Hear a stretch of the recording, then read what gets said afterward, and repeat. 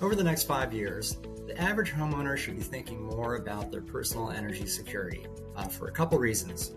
First off, electric utility rates have been going up on average 5% per year nationwide, which is outpacing inflation. A lot of people right now are having trouble paying their bills. It's a surprising percentage of folks who are getting behind on their electric bills. This is expected, forecast by the Federal Energy Information Administration to continue through 2026.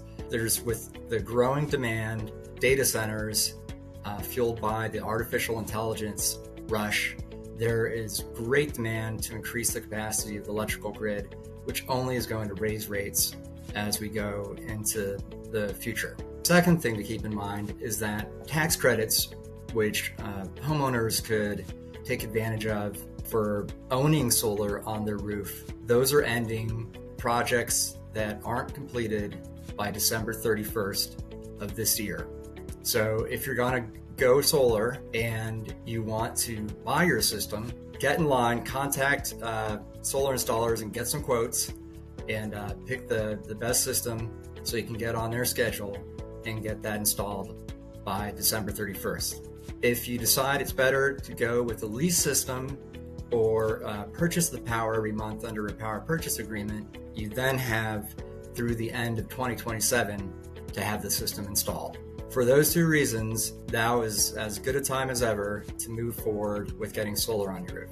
Now, most of the country, in addition, particularly in states like California, where there's just a lot of solar, Hawaii, incredible solar percentages in Hawaii, incredible percentages of homeowners with solar on the roof. It now makes a lot of sense to also get a battery backup for the solar at the same time. That gives you protection against rolling blackouts and also allows you to work with the utility and potentially get a discount on your electric rate if you allow the utility to dispatch your own battery when the grid is strained to keep them from having to do rolling blackouts.